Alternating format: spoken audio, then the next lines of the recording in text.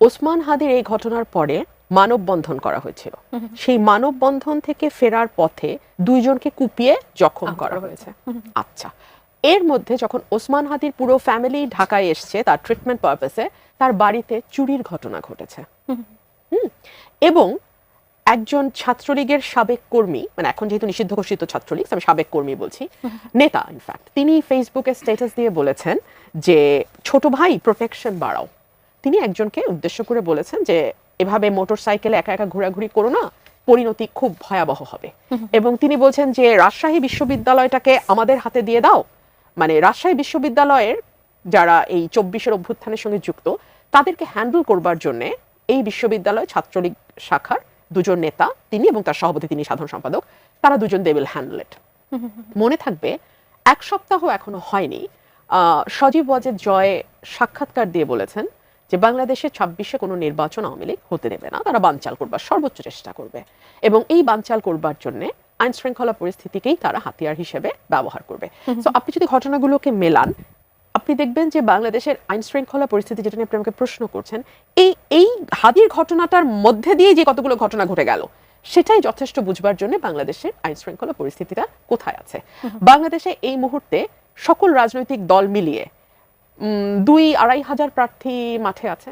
সকল রাজনৈতিক দল যদি আমরা ধরি, জামাত, এনসিপি, বিএনপি সহ সকল রাজনৈতিক দল, অ্যাটলিস্ট 1.5 থেকে 2 হাজার প্রার্থী মাঠে আছে। এই প্রার্থীদের মধ্যে হাদি নিজেও কিন্তু একজন প্রার্থী। সো এই প্রার্থীদের মধ্যে আপনি যদি টার্গেট কিলিং করেন 20 থেকে 25টা, অ্যাটলিস্ট শুট করেন, মরা বাঁচা তো আল্লাহর হাতে, শুট করেন, আপনি মনে করেন 26 সালে একটা নির্বাচন হতে পারবে? প্রার্থীরা কি বের হওয়ার মতন সেই অবস্থায় থাকবে? এক, ইতিমধ্যেই আমাদের স্বরাষ্ট্র উপদেষ্টা বলছেন যারা প্রার্থী হবেন তাদেরকে তিনি অস্ট্রেলিয়ান লাইসেন্স দেওয়া হবে, যারা যাবেন তাদেরকে দিয়ে দিবেন। মানে বাংলাদেশটা কতটা ললেসনেস অবস্থার মধ্যে দিয়ে যাচ্ছে, তার এই স্টেটমেন্টটাই এটা বুঝবার জন্য যথেষ্ট। যারা প্রার্থী হবে তার নিরাপত্তা তার নিজে নিতে হবে। রাষ্ট্র, আইন শৃঙ্খলা বাহিনী বা পুলিশ প্রশাসন, এখানে তাদের কোনো ভূমিকা নাই। এবং প্রথমেই স্বরাষ্ট্রমন্ত্রী বা স্বরাষ্ট্র উপদেষ্টা, যেটি আপনি বলেন, হাত তুলে সারেন্ডার করে ফেললো। আমরা আলোচনায় বসার আগে নিজেদের মধ্যে আলোচনা করছিলাম যে স্বরাষ্ট্র উপদেষ্টা হাদির কিলারকে ধরবার জন্য 50 লক্ষ টাকা পুরস্কার ঘোষণা করেছে অন দ্যাট ভেরি ডে। জি, তো যেইটা ওনার সবচেয়ে শেষে করার কথা, সেটা উনি সবচেয়ে প্রথমে করে দিচ্ছেন। মানে দায়িত্ব নেবেন না, এটা হচ্ছে মূল ব্যাপারটা। স্বরাষ্ট্র উপদেষ্টা দায়িত্ব নেবেন না, স্বরাষ্ট্র উপদেষ্টার অধীনে যেই ফোর্সেস গুলো কাজ করে তারা কেউ দায়িত্ব নেবে না। স্বরাষ্ট্র উপদেষ্টা তো আগ্নেয়াস্ত্রের লাইসেন্সের কথা বলেছেন। আমাদের ভাগ্য ভালো উনি বলেন নেই সব প্রার্থীদেরকে অস্ত্র চালানোর ট্রেনিং নিতে হবে, কেননা যতটা দায়সারা মন্তব্য করা সম্ভব এমনও বলতে পারতেন 2-2.5 হাজার প্রার্থী যারা বাজারে আছেন তারা যেন নিয়ম করে অস্ত্র চালানো শেখেন, কেননা এখানে সরকার কোনো ভূমিকায় নাই। যখন হাদির উপরে যারা আক্রমণ করলো তারা তখনও শহরে, তখনও কর্ডন করলে আপনি তাদেরকে ধরতে পারতেন। আমরা পুলিশকে অ্যাক্ট করতে দেখিনি, উপদেষ্টাকে অ্যাক্ট করতে দেখিনি। আপনি জানেন স্বরাষ্ট্র মন্ত্রণালয়ে কিন্তু এই উপদেষ্টা ছাড়াও আরও 4 জন লোক আছেন। ওখানে সবচেয়ে বেশি উপদেষ্টাদের সংখ্যা সবচেয়ে বেশি এবং চিফ অ্যাডভাইজারের বিশেষ সহকারীর সংখ্যাও বেশি। কাজে আমরা তার কোনো রেজাল্ট দেখতে পাই না। ওনাদেরকে ঠিক পুরনো পন্থার মতোই পুলিশ সম্পর্কে তোয়াজ করতে শুনি এবং যেই পুলিশের সংস্কার ছিল 1 নম্বর ইস্যু, 16 মাসেও তারা সেটি করতে পারেননি। কাজেই পুলিশ এখন কোনো রোলে নাই, বরঞ্চ নির্বাচনের বাতাস বুঝে পুলিশ এখন কোন দিকে পতাকা তুলবে আমরা ঠিক জানি না। এমনও হতে পারে যে যারা সহিংসতা করবে, যারা নাশকতা করবে, পুলিশের লয়ালিটি তাদের দিকেও থাকতে পারে। তাদের নিয়োগ কিন্তু ওই আমলে হয়েছিল।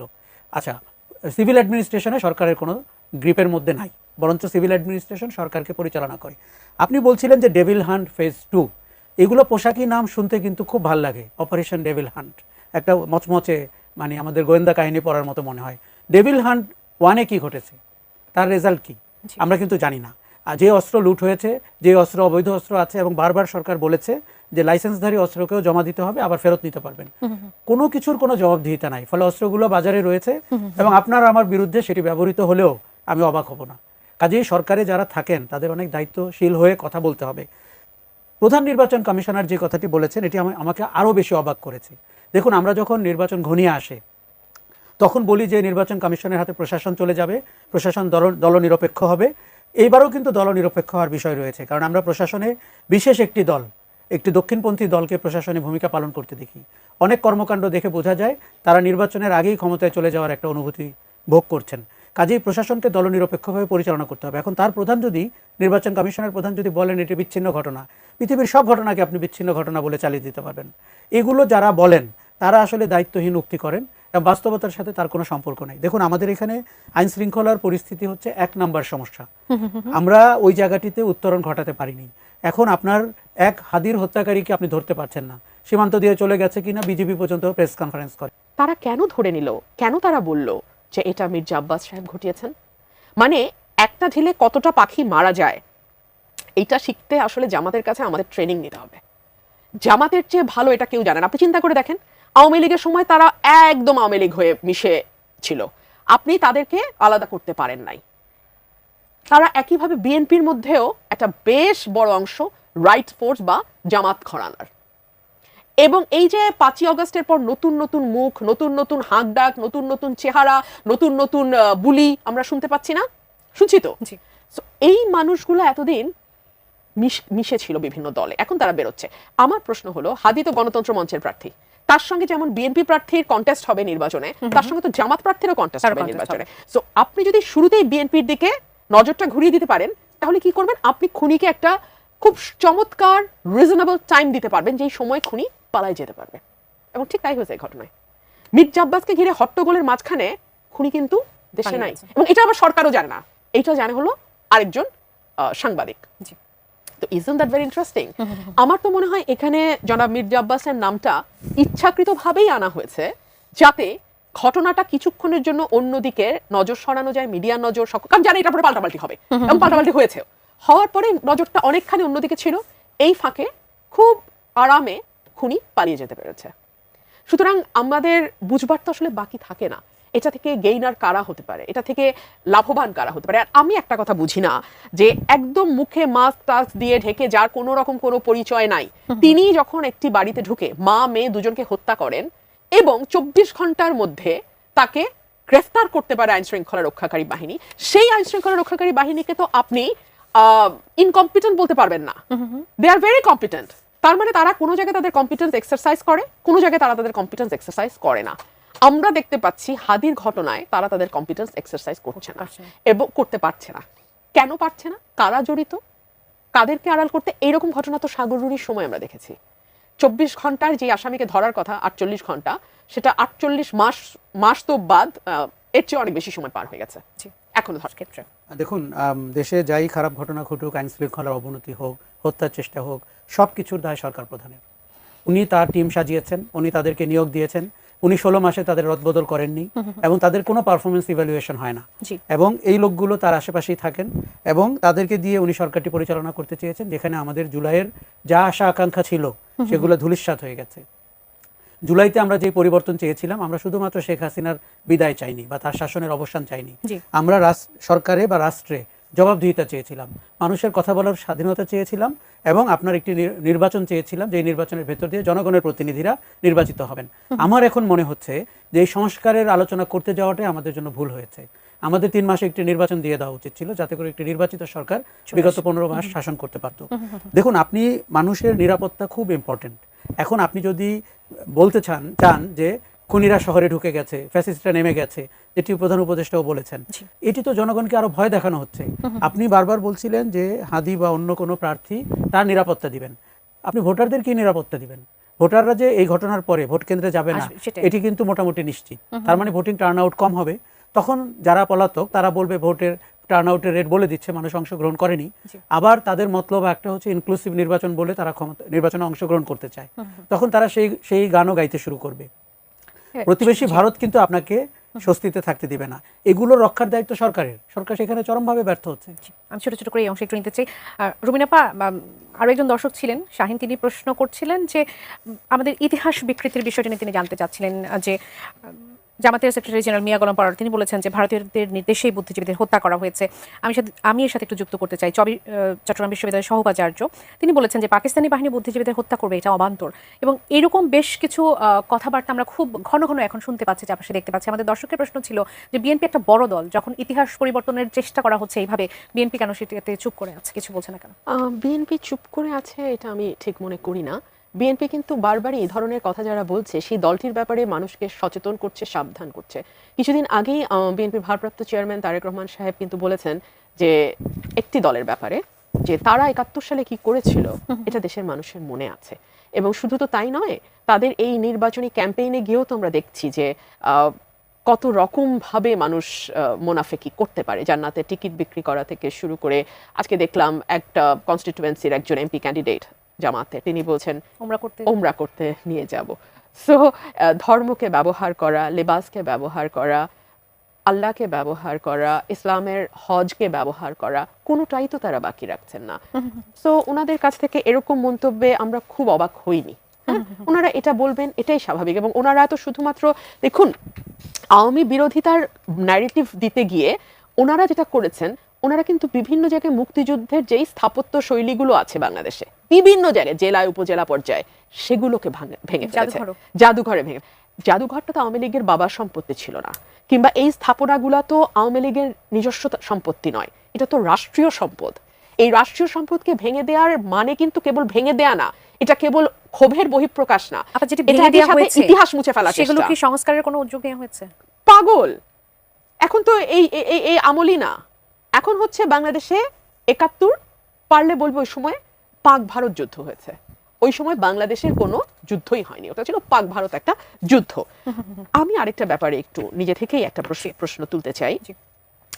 আমার মনে আছে যখন আওয়ামী লীগের এই ভীষণ রকম দুর্দান্ত প্রতাপে আওয়ামী লীগ রাজত্ব করছে, আজকে আপনি যাদেরকে জিহাদি জোশে কথা বলতে দেখেন, নিশ্চয়ই আপনি উপস্থাপকের চেহারে তখনও ছিলেন, কখনো কি এই চেহারাগুলোকে আপনি দেখেছেন কথা বলতে? আপনি দেখেন নাই। কিন্তু আপনি পান্নাকে দেখেছেন, মঞ্জুরুল আলম পান্নাকে দেখেছেন, আপনি কিছুটা হলেও আবু আলম শহীদ খান কিছু অনিয়মের ব্যাপারে কথা বলেছেন, আনিস আলমগীর সাহেবও আওয়ামী লীগের বিভিন্ন অনিয়ম নিয়ে বলেছেন।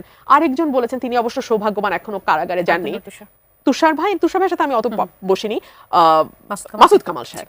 তো মাসুদ কামাল সাহেব এদের মধ্যে সবচেয়ে লাকি, মাসুদ কামাল সাহেব এখনো কারাগারে যান নাই, কিন্তু বাকি তিনজনই কিন্তু জেলে গেছেন। পান্না ভাই ফিরে এসছেন, আবু আলম শহীদ খান এবং আনিস আলমগীর, এই দুদিন আগে আনিস আলমগীর ধরা পড়লো, ধরে নিয়ে গেল।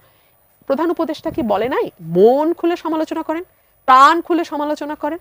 তো মন আর প্রাণ খুলে তো এই কয়টা মানুষ সমালোচনা করেছিলেন, তাদেরকে ধরে নিয়ে যেতে হলো। আমি যেহেতু ওই সময়ে আমাকে কথা বলেছি, আমি 15 বছর, আপনি উপস্থাপকের চেয়ারে ছিলেন না, আমি তাদের দেখেছি না আপনি তাদের দেখেছেন, কিন্তু যাদেরকে আমরা কিছুটা হলেও কথা বলতে দেখেছি তারা কিন্তু ম্যাক্সিমামই ভেতরে। থ্যাংক গড আশরাফ ভাই এখনো বাইরে আছে, এখন জানি না আশরাফ ভাই কি আছে কপালে। এই বিষয়টি নিয়ে আসলে আমি আপনার কাছে আসতে যাচ্ছিলাম। আনিস আলমগীরকে সন্ত্রাস বিরোধী আইনের মামলায় গ্রেফতার করা হয়েছে। কালকে তাকে জিম থেকে সন্ধ্যা 7:30 বা 8টা নাগাদ তাকে নিয়ে যাওয়া হয় যে ডিবি প্রধান তার সাথে কথা বলবেন, এবং রাত 2:30টার পর তাকে মামলা দেওয়া হয়, একই মামলা, সন্ত্রাস বিরোধী মামলা। যে মামলাটি এতক্ষণ আপা যে সাংবাদিকদের নাম বলছিলেন তাদের বিরুদ্ধে আসলে যেটি করা হয়েছে, সন্ত্রাসী কার্যক্রমে উস্কানির অভিযোগ তার বিরুদ্ধে আনা হয়েছে এবং তার জন্য 5 দিনের রিমান্ড মঞ্জুর করা হয়েছে। অপরাধটা কতটা গুরুতর আপনার কাছে মনে হচ্ছে? তার কোনো অপরাধী নেই এবং তাকে হেয় করার জন্য, হেনস্থা করার জন্য মামলা সাজানো হয়েছে। এবং যেই সরকার বা যেই রাষ্ট্র আনিস আলমগীর কিংবা পান্না এরকম ব্যক্তিদেরকে আটক করে এবং ভুয়া মামলা সাজায় এবং শাস্তি দেওয়ার চেষ্টা করে, সেটিকে কত ভঙ্গুর এবং কত দেউলিয়া। আমি আনিস আলমগীরের মুক্তি চাই কোনো প্রশ্ন ছাড়াই, কেননা যে কোনো মানুষের অধিকার রয়েছে প্রচলিত শাসন ক্ষমতাকে প্রশ্ন করার এবং জবাবদিহিতার আওতায় আনার। আপনি যখন এই জায়গায় যান, আপনার দেউলিয়াত্ব প্রকাশ পেয়ে যায়।